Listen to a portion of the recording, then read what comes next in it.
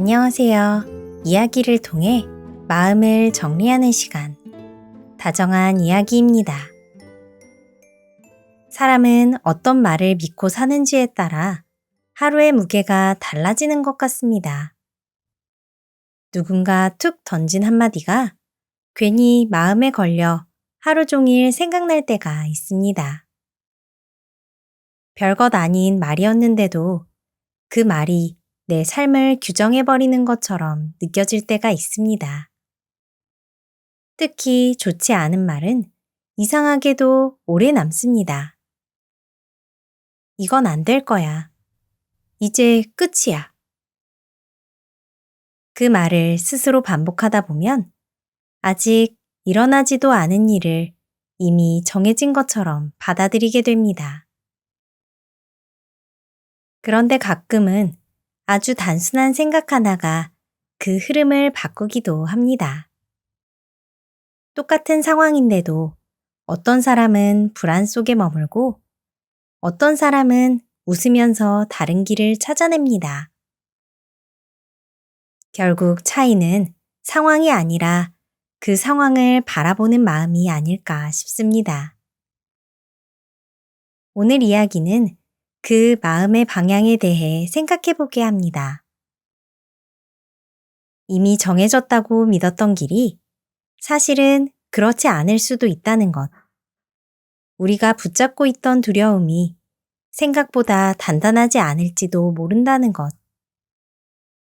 제가 직접 담은 영상과 함께 오늘의 이야기도 편하게 들어주시기 바랍니다. 이야기를 따라가다 보면 내가 믿고 있던 어떤 생각 하나를 조금은 다르게 바라보게 될지도 모르겠습니다.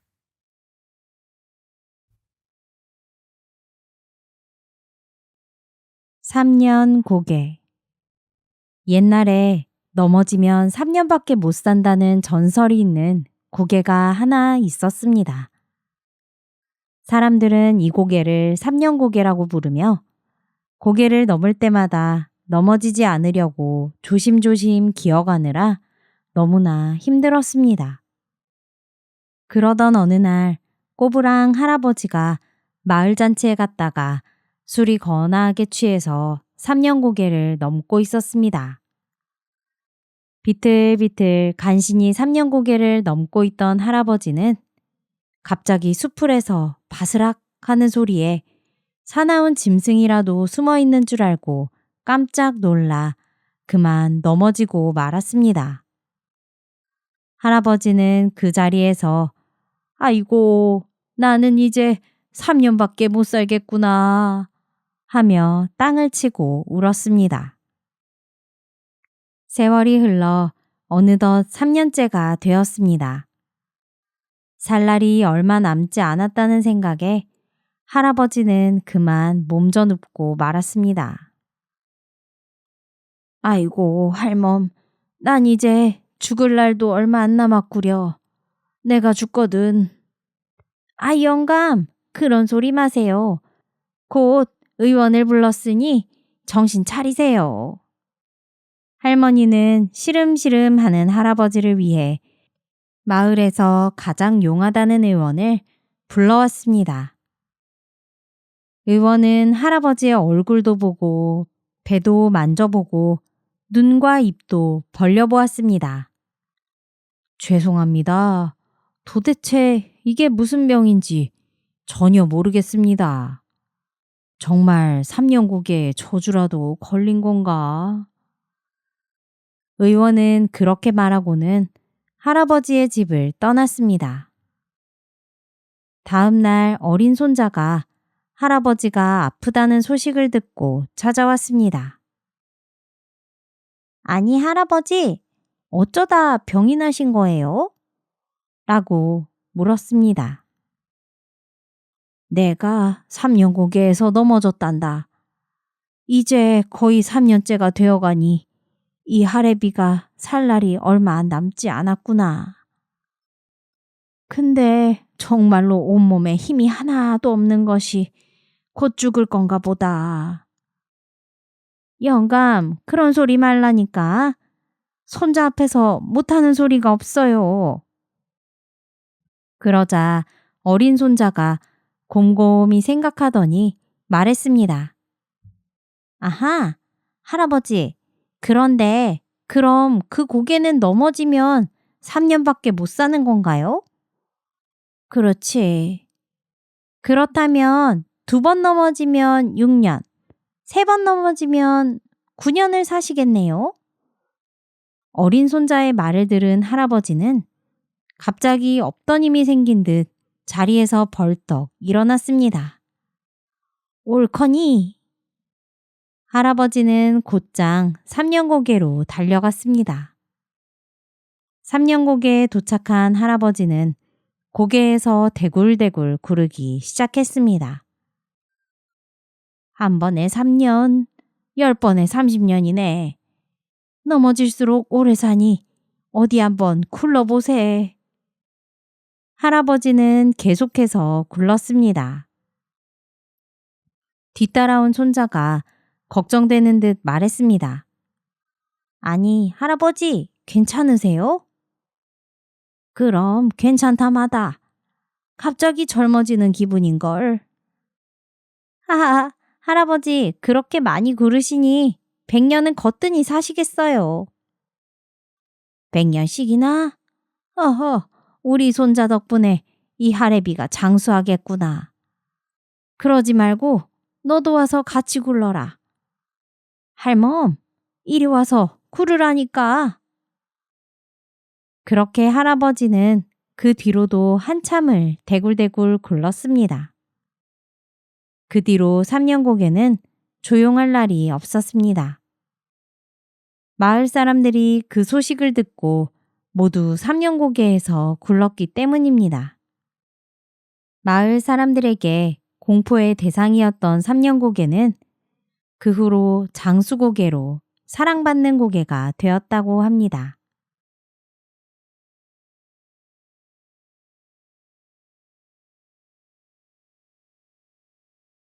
사계절의 문.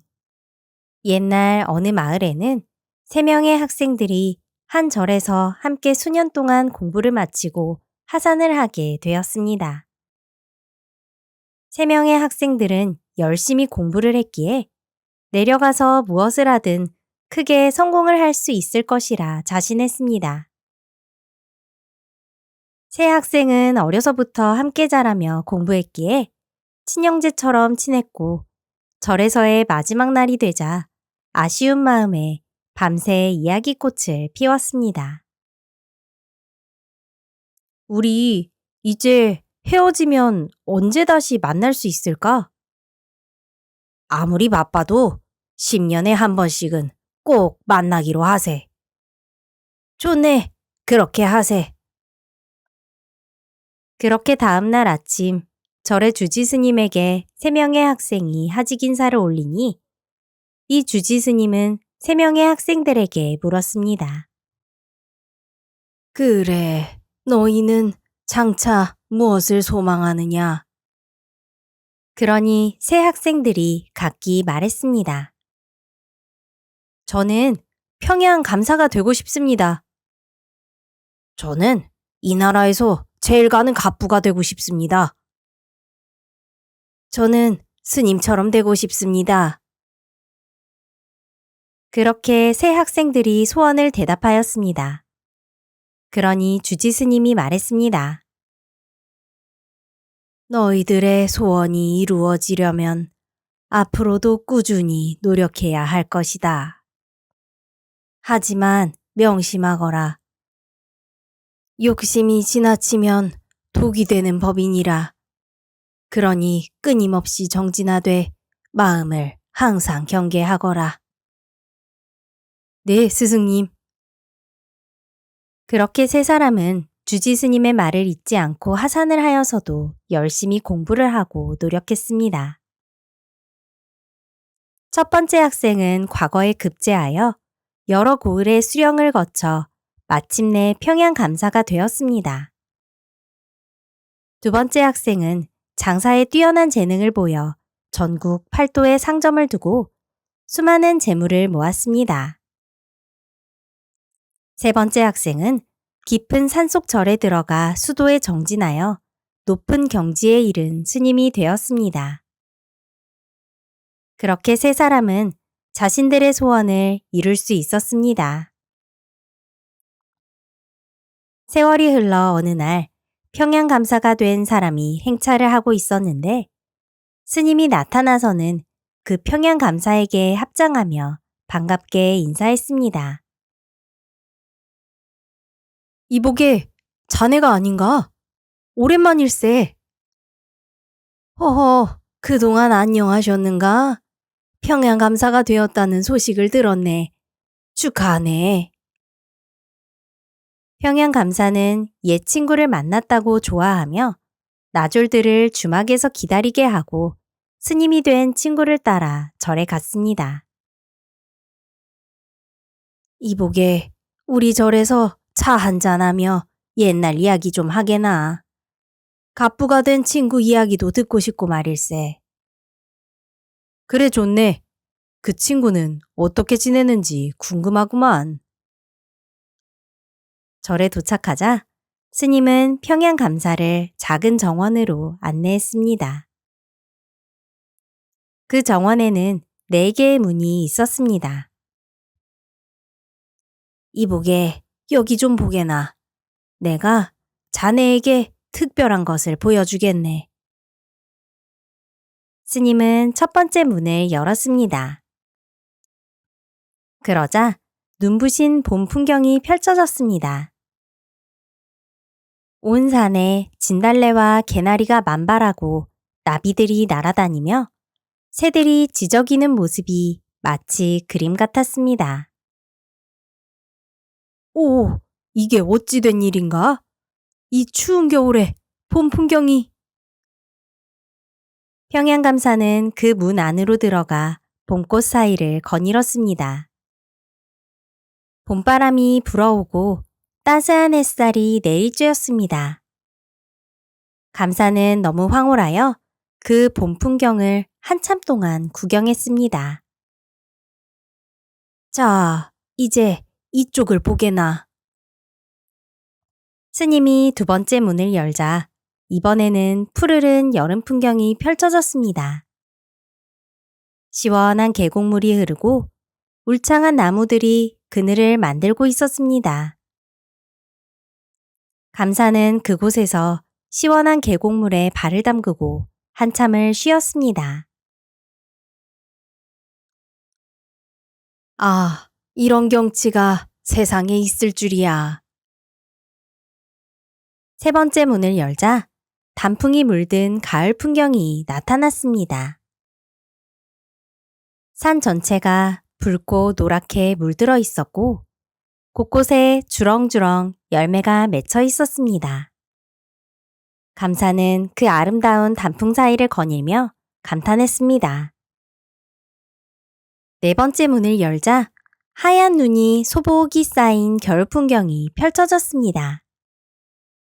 눈 덮인 소나무들이 고요하게 서 있고 세상이 온통 하얗게 물들어 있었습니다. 그 아름다운 사계절의 장면을 본 평양감사는 한참을 감탄하다가 갑자기 말했습니다. 그 갑부가 되었다는 친구도 보고 싶네. 그 친구는 잘 지내는가? 그러자 스님이 잠시 침묵하다가 한숨을 내쉬며 말했습니다. 글쎄, 그 친구 말일세. 내가 한번 불러보겠네. 스님이 부적을 한 장 써서 던지니 친구가 나타난 것이 아니고 웬 뱀 한 마리가 눈물을 흘리며 다가왔습니다. 아니, 이게 어찌 된 일인가? 평양감사가 깜짝 놀라 스님에게 물으니 스님이 나지막이 대답했습니다. 저 친구가 재물에 대한 헛된 욕심을 너무 많이 부렸네. 처음에는 나라에서 제일 가는 갑부가 되었지. 하지만 만족할 줄을 몰랐네. 더 많은 재물을 모으려고 남의 것까지 빼앗고 가난한 사람들을 괴롭히고 심지어 친구와 가족까지 속이며 재물만 모으더니 결국 저렇게 뱀이 되어버렸네. 그래서 다시 사람이 되고 싶어서 저리 눈물을 흘리고 있는 것일세. 아이고, 그 친구가. 평양감사는 가슴이 아팠습니다. 그렇게 대답을 한 스님은 부적을 다시 써서 던져주니 뱀이 다시 사람의 모습으로 변했습니다. 오, 친구, 정말 고맙네. 정말 고마워. 이제는 헛된 욕심은 절대로 부리지 않을 것이네. 나는 정말 후회하고 있다네. 재물만 쫓다가 모든 것을 잃어버렸고. 갑부였던 친구는 눈물을 흘리며 자신의 잘못을 뉘우쳤습니다. 그러니 이 스님은 갑부 친구의 마음이 진정으로 변했는지 떠보려 물었습니다. 자네들 배고프지 않은가? 저 뒤뜰에 가면 천도복숭아 3개가 있을 것이네. 가서 다 따오시게나. 그것을 먹으면 몸도 가벼워지고 정신도 맑아질 것이네. 아, 그래? 그럼 내가 다녀오겠네. 그러면서 갑부 친구가 뒤뜰로 갔는데 천도복숭아가 4개 있었습니다. 3개라 했는데 4개가 있네.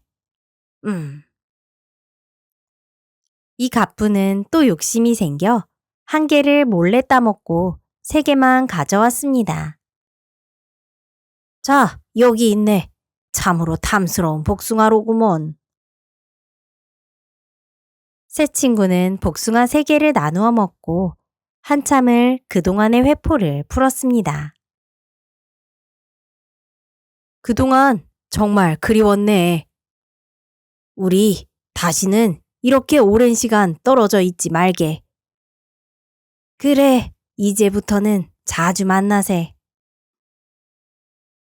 그렇게 한참을 이야기하다가 해가 저물어 헤어지게 되었습니다. 평양감사와 갑부가 산을 내려오는데 갑자기 갑부가 사라졌습니다. 아니, 어디로 간 건가? 갑자기. 감사가 친구를 찾아 살펴보다 보니 웬 뱀 한 마리가 길가에서 눈물을 흘리고 있었습니다. 아이고, 이 친구야. 결국 욕심을 버리지 못했구나. 이 평양감사는 그렇게 한탄을 하며 부하들이 기다리고 있을 주막으로 향했습니다. 그런데 주막이 있던 곳에는 아무것도 없었고 자신의 부하들도 없었습니다. 주막터에는 풀만 무성하게 자라 있었고 근처 마을 사람들도 모두 낯선 얼굴뿐이었습니다. 아니, 이게 어찌 된 일인가? 평양감사는 마을 사람들에게 물었습니다. 이보시오, 여기 주막이 있지 않았소? 그리고 평양감사의 행차가… 예? 평양감사요? 아, 그거 40년 전 이야기 아닙니까? 그때 평양감사가 행차를 하다가 산에 들어갔는데 돌아오지 않았다고 들었습니다. 그래서 이 주막도 문을 닫고 주인도 어디론가 떠났다고 하더군요. 40년이라고? 뒤늦게 이 평양감사는 엄청난 세월이 흘렀음을 깨달았습니다. 스님이 된 친구가 보여준 문 하나의 경치에 10년씩 지나갔으니 그 잠시 동안에 무려 40년이나 지난 것이었습니다. 인생이란 참으로 덧없는 것이로구나. 지나가는 세월 앞에서는 관직도 많은 재물도 모두 부질없으니 내 친구가 이를 나에게 깨닫게 해주려 한 것이로구나. 평양감사는 그 자리에서 관복을 벗고 다시 그 산속 절로 돌아갔습니다. 이보게 친구, 나도 자네처럼 살고 싶네. 나를 제자로 받아주게나. 허허, 잘 오셨네. 기다리고 있었네. 스님은 환하게 웃으며 친구를 맞아주었습니다. 그렇게 평양감사는 인생의 덧없음을 깨닫고 벼슬 욕심을 버리고 산속에서 수도하며 살아가게 되었다고 합니다. 멍청한 호랑이와 표범. 어느 초원에 많이 배가 고픈 호랑이와 표범이 사냥을 하고 있었습니다. 서로 눈치를 보며 먼저 사냥을 하기 위해 숨을 죽이며 사냥감을 기다리고 있었습니다. 그때 사슴이 한 마리 나타나 풀을 뜯고 있는 것을 보았습니다. 먹이를 발견한 호랑이와 표범은 동시에 먹이에 달려들었습니다. 호랑이는 사슴의 앞다리를 물었고 표범은 사슴의 뒷다리를 물었습니다. 이거 놓지 못해? 무슨 소리? 내 먹이야. 내가 먼저 잡았어. 아니, 내가 먼저 잡았는데? 호랑이와 표범은 서로 으르렁거리며 다투기 시작하였습니다. 그러다 결국 호랑이가 뒷발로 표범을 걷어찼습니다. 놓으라니까? 표범은 호랑이의 뒷발에 얻어맞고 화가 나서 앞발로 호랑이의 머리를 내리쳤습니다. 이놈이 범 무서운 줄 모르느냐? 너만 범이냐? 나도 범이다. 표범. 호랑이와 표범은 서로 물어뜯고 핥히면서 정신없이 싸우기 시작했습니다. 꼼짝없이 죽을 줄만 알고 모든 것을 포기했던 사슴은 정신을 차리고 재빨리 달아나 버렸습니다. 한참을 싸우던 표범과 호랑이는 달아나는 사슴의 뒷공무니를 멍하게 쳐다보다 서로 머쓱해져서 자신들의 집으로 돌아갔습니다. 방아 찧는 호랑이. 옛날 한 산골의 외딴 집에 어린 남매를 둔 부부가 살고 있었습니다. 하루는 부부가 아이들을 두고 건넌 마을에 일을 하러 가게 되었습니다. 얘들아, 일이 끝나면 올 때 너희들이 좋아하는 맛있는 것들을 많이 사올 테니 어디 가지 말고 집을 잘 보고 있거라. 네, 아버지. 집에 혹시 누가 찾아오면 방문을 꼭 걸어 잠그고 아무도 열어주면 안 된다. 알겠니? 엄마는 걱정이 되는 듯 아이들에게 말했습니다. 걱정 마세요. 아무도 열어주지 않을 거예요. 남매는 씩씩하게 대답했습니다. 어린 남매는 엄마가 쪄놓은 고구마를 맛있게 먹으며 사이좋게 놀고 있었습니다. 그런데 그때 한동안 사냥을 실패해 몹시 배가 고팠던 호랑이 한 마리가 어슬렁어슬렁 산을 내려와 남매의 집 근처에 왔습니다. 방문 앞까지 다가온 호랑이는 몰래 방문 틈으로 방안을 살펴보았습니다. 킁킁, 맛있는 냄새. 저 맛있는 고구마도 먹고 저 아이들도 잡아먹으면 한동안 사냥 걱정은 안 해도 되겠구만. 호랑이는 문을 열기 위해 문고리를 힘껏 앞발로 당겼습니다. 하지만 남매가 자물쇠로 방문을 꽉 잠궈두었기 때문에 방문은 열릴 생각을 하지 않았습니다. 호랑이가 방문을 열려고 덜컹거리자 남매는 깜짝 놀랐습니다. 누가 방문을 열려고 하는 것 같아. 남매는 문틈으로 밖을 내다보았습니다. 그리고는 더 깜짝 놀랐습니다. 집채만한 호랑이 한 마리가 문을 열려고 문고리를 잡아당기고 있었거든요. 호랑이야. 남동생은 무서워서 벌벌 떨었습니다. 누나는 무서웠지만 동생을 위해서 꾹 참고 생각했습니다. 잠시 후 얼른 서랍장에서 바늘을 꺼내어 방문 창호지에 콕콕 찔러 넣었습니다. 따가워라! 호랑이의 발바닥에 날카로운 바늘이 콕콕 박혀버렸습니다. 호랑이는 몹시 화가 났습니다. 이 녀석들, 이러면 내가 못 들어갈 줄 알고. 호랑이는 빙빙 방 주변을 돌며 집으로 들어갈 방법을 생각했습니다. 그러다가 아궁이를 발견했습니다. 옳지, 저 아궁이로 들어가서 바닥으로 기어 들어가야겠구나. 갑자기 방문 앞이 조용해지자 남동생은 문틈으로 밖을 내다보았습니다. 누나, 아니, 호랑이가 아궁이 속으로 들어가고 있어. 바닥으로 들어오려고 하나 봐. 정말이니? 기다려봐. 누나는 방 안에 있던 옷가지들에 촛불로 불을 붙이고 얼른 문을 열고 굴뚝으로 던졌습니다. 그리고 다시 들어와서 바로 문을 걸어 잠궜습니다. 그러자 금세 매운 연기가 아궁이 속을 가득 채웠습니다. 왜? 아이고, 호랑이 살려! 이게 무슨 냄새야? 호랑이는 매캐한 연기에 눈물을 한 바가지 쏟으며 밖으로 간신히 기어 나왔습니다. 살았다. 큰일 날 뻔했어. 이 녀석들 두고 보자. 어디?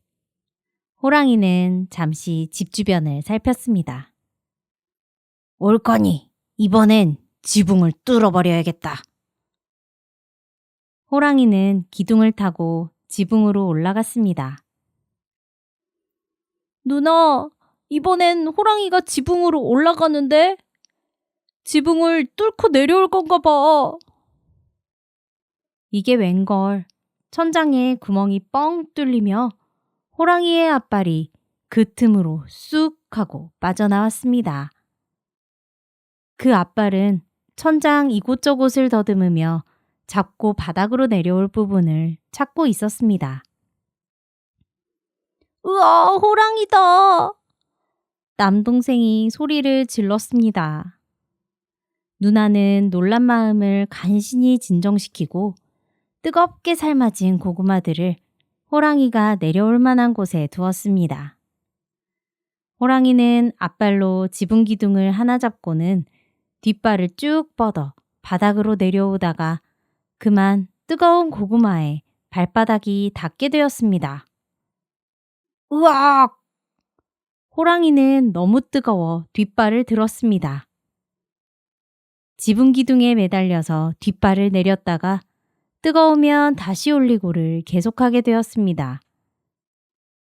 으악! 뜨거워! 으악! 뜨거워! 하하하, 저게 뭐야? 무슨 호랑이가 방아를 찧고 있어. 남동생이 웃으며 호랑이를 놀려댔습니다. 하지만 점점 뜨거운 고구마가 식어가고 있었지요. 누나, 고구마가 다 식으면 어쩌지? 그 말을 들은 누나는 좋은 생각이 떠올랐습니다. 방구석에 좁쌀을 담아둔 솥을 화롯불 위에 올려두고 호랑이 발밑에 가져다 놓았습니다. 호랑이는 포기하지 않고 바닥을 내려오려고 뒷발을 내렸습니다. 그리고는 뜨거워진 좁쌀이 발에 닿으면 다시 들어올리고를 계속했습니다. 하하, 호랑이가 정말 방아를 잘 찧는구나. 남매는 그 모습을 보며 껄껄 웃었습니다. 얼마나 지났을까요?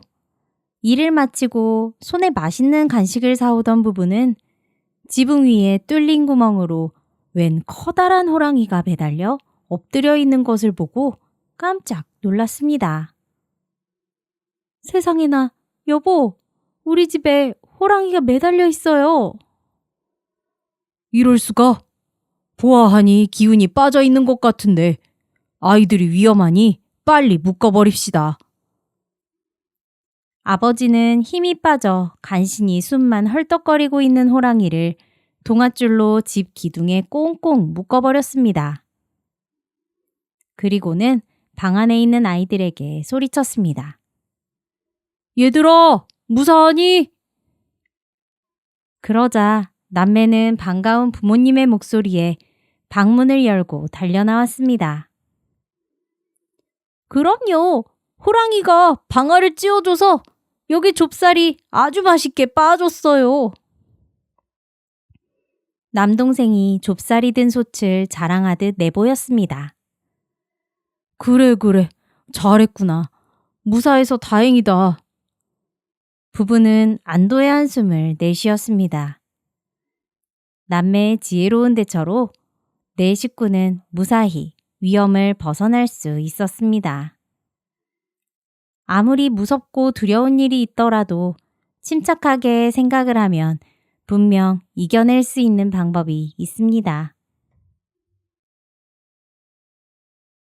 비겁한 박쥐.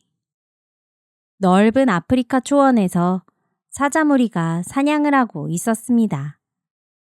오랜 시간 끝에 사냥에 성공한 사자무리는 육지 동물들의 왕인 우두머리 사자에게 먹잇감 중 가장 맛있는 부위를 가져다 주었습니다. 막 우두머리 사자가 그 먹잇감을 먹으려고 할 때 갑자기 새들의 왕인 독수리가 나타나서 그것을 낚아채고는 하늘로 날아가 버렸습니다. 이럴 수가. 독수리 이 녀석이 지금 내 먹이를 훔쳐갔겠다. 여봐라. 육지 동물들을 다 모이라고 하여라. 사자의 호령에 육지에 사는 동물들이 한데 모였습니다. 사자는 동물들에게 말했어요. 이제부터 새들과 전쟁이다. 오늘부터 눈에 보이는 새들은 모두 혼내주도록 해라. 알겠습니다, 대왕님. 다른 동물들도 새들이 먹이를 빼앗아간 적이 한두 번이 아니었기에 새들을 혼내주고 싶던 참이었습니다. 하지만 새들을 혼내주는 것은 쉬운 일이 아니었습니다. 새들이 날아다니기 때문에 육지 동물들로서는 새들에 닿을 수가 없었던 것이죠. 대왕사자는 고민에 빠졌습니다. 그때 꽤 많은 여우가 대왕사자에게 와서 말했습니다. 새들도 밤새도록 날아다닐 수는 없는 법이지요. 밤이 되면 나무나 땅에 내려와 잠을 자야 할 겁니다. 그때를 노려서 공격하도록 하시죠. 옳거니. 그래, 좋은 생각이다. 대왕사자는 여우의 말대로 동물들에게 일러주었습니다. 동물들은 밤이 되기만을 기다렸습니다. 그리고 밤이 되어 둥지로 돌아온 새들을 공격하기 시작했습니다. 새들은 육지 동물들의 공격에 혼쭐이 나서 도망을 쳤습니다. 하하하, 이렇게 계속 밤에 공격을 하면 저 새들이 와서 잘못했다고 빌겠지? 대왕사자는 매우 기뻐했습니다. 새들의 상황이 어려워지자 새들과 함께 다니던 박쥐가 날개를 접더니 대왕사자에게 왔습니다. 안녕하십니까, 대왕님. 저는 보시는 것처럼 쥐의 먼 친척입니다. 저를 육지 동물들의 편에 끼워주시면 제 있는 힘을 다해 새들과 싸우겠습니다. 사자는 기뻐하며 박쥐를 육지 동물 편에 끼워주었습니다. 박쥐는 육지 동물 편이 되어서 새들과 싸우기 시작했습니다. 한편 독수리 대왕은 밤새 공격을 받아 피곤한 새들을 불러 모았습니다. 이대로 있다간 육지 동물 녀석들에게 당하고 말 거다. 뭔가 좋은 수가 없는가? 그때 지혜로운 올빼미가 감고 있던 눈을 번쩍 뜨더니 말했습니다. 대왕님, 우리가 돌멩이들을 주어서 저 땅에 있는 동물들에게 하늘에서 떨어뜨리면 육지 녀석들은 꼼짝없이 당할 것입니다. 옳거니, 당장 시작하자. 그렇게 새들은 돌멩이를 하나씩 발에 움켜쥐고 하늘을 날아올랐습니다. 그리고 육지 동물들이 보일 때마다 돌멩이를 떨어뜨렸습니다. 아이고, 아파라. 이럴 수가. 돌비가 내린다. 육지 동물들은 돌을 피해서 도망다니기 시작했습니다. 육지 동물들과 함께 기어다니며 돌을 피하던 박쥐는 생각했습니다. 이럴 수가. 이러다가는 육지 동물들이 지고 말겠는걸? 그 길로 박쥐는 독수리 대왕에게 갔습니다. 그리고는 날개를 활짝 펴보이며 말했습니다. 독수리 대왕님, 보시는 바와 같이 저는 날개가 있는 새입니다. 제가 앞으로 새의 편에서 열심히 싸워보겠습니다. 독수리 대왕은 기뻐하며 박쥐를 새들의 편에 끼워주었습니다. 또다시 육지 동물들이 위기에 처하자 사자대왕은 여우를 불러 물었습니다. 여우야, 무슨 좋은 수가 없겠느냐? 그러자 여우가 골똘히 생각하더니 말했습니다.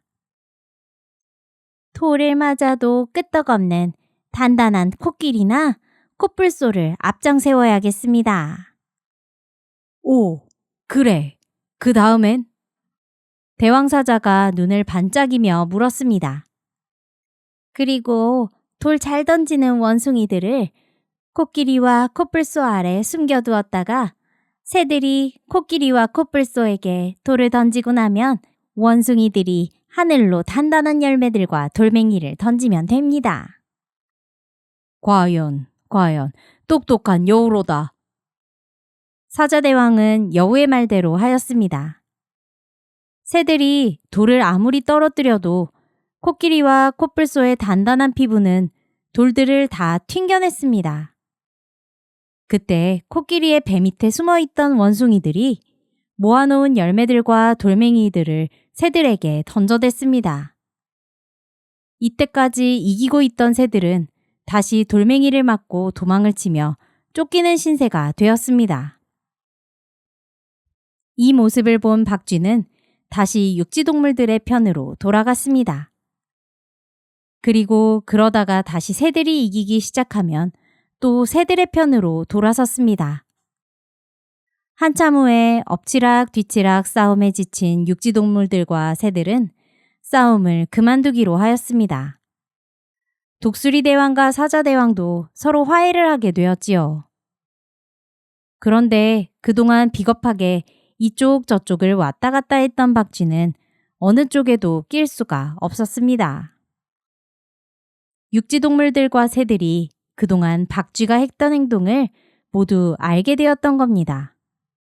이 비겁한 박쥐 녀석, 근처에도 오지 마. 넌 새라며. 어디로는 거야? 박쥐야, 너는 육지동물이라며. 결국 박쥐는 어디에도 가지 못하고 아무도 없는 깊은 동굴 속으로 들어갔습니다. 박쥐는 그 뒤로는 다른 동물들을 피해서 어두운 동굴에 숨어 있다가 밤이 되어서야 슬금슬금 날아다닐 수 있게 되었다고 합니다.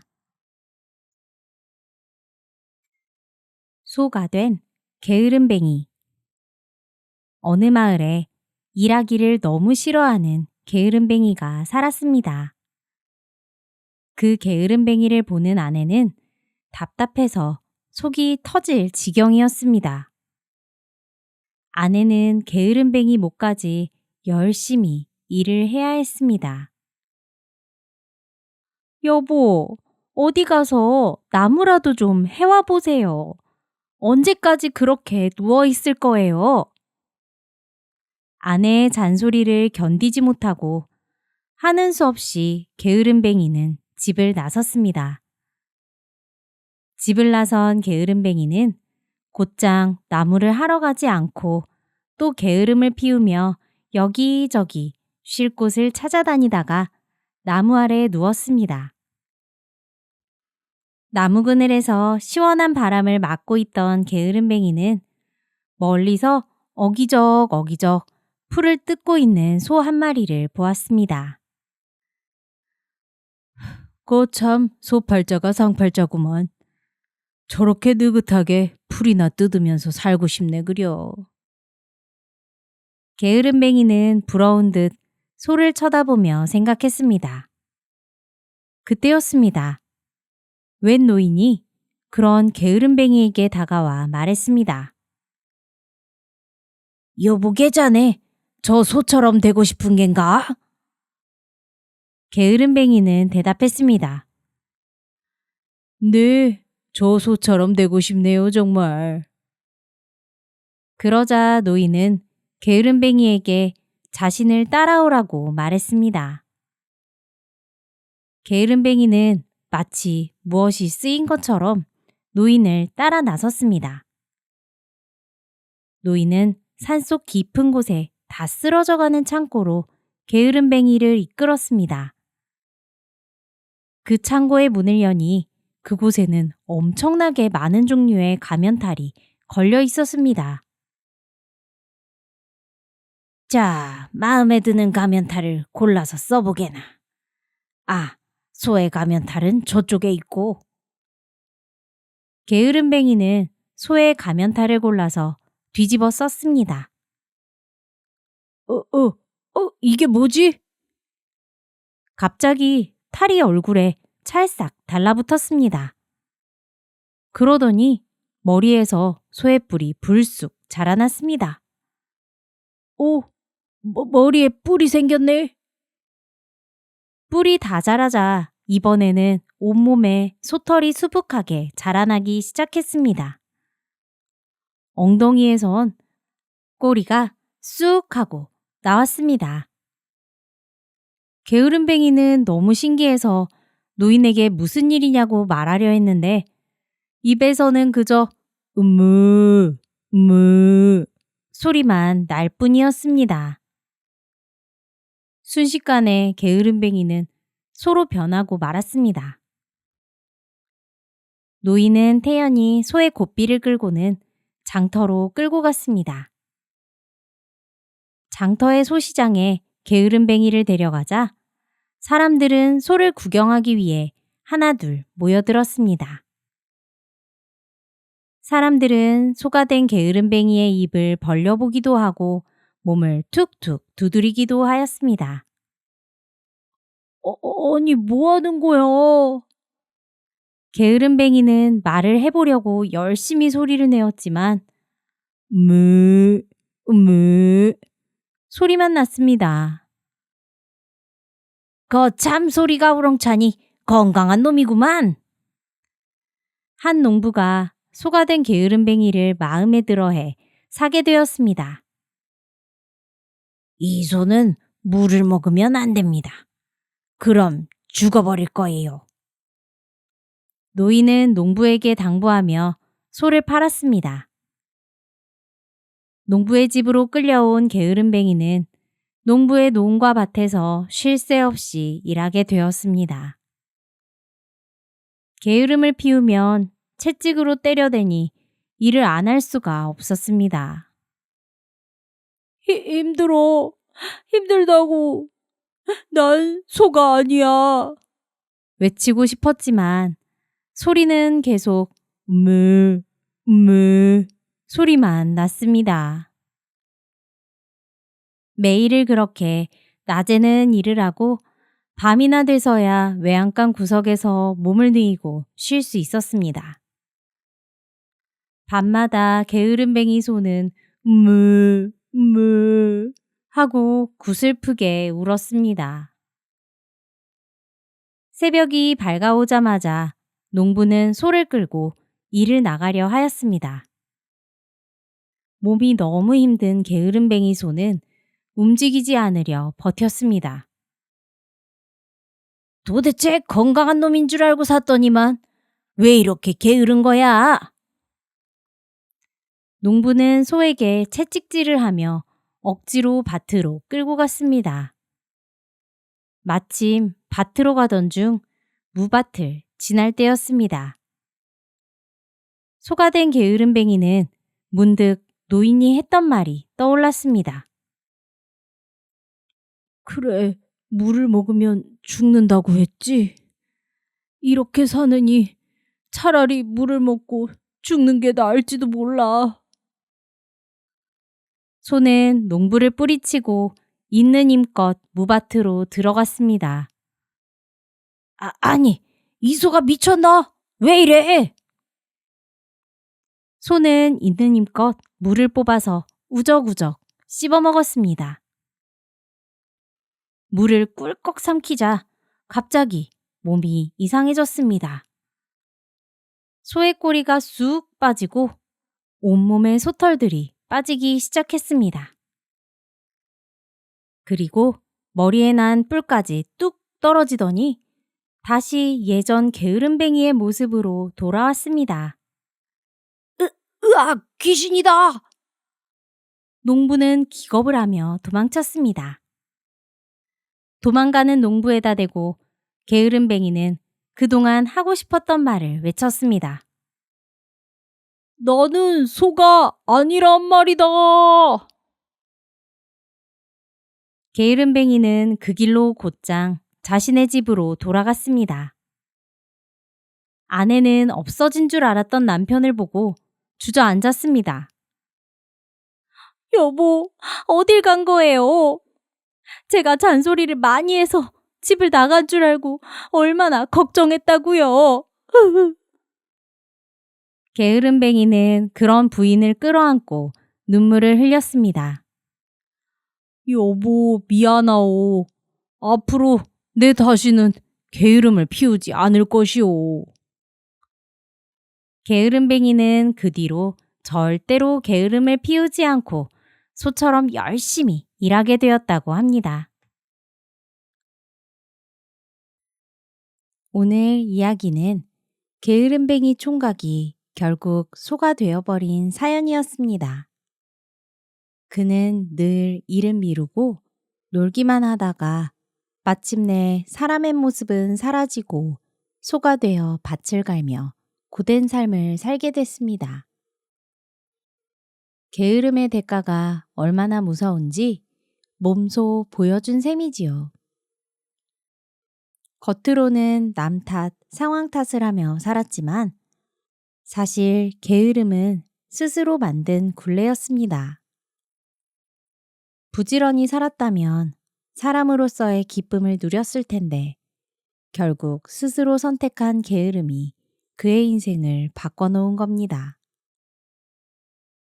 오늘 미룬 일이 내일을 더 힘들게 한다는 것. 반대로 오늘 조금만 부지런을 떨면 내일은 훨씬 가벼워진다는 것입니다.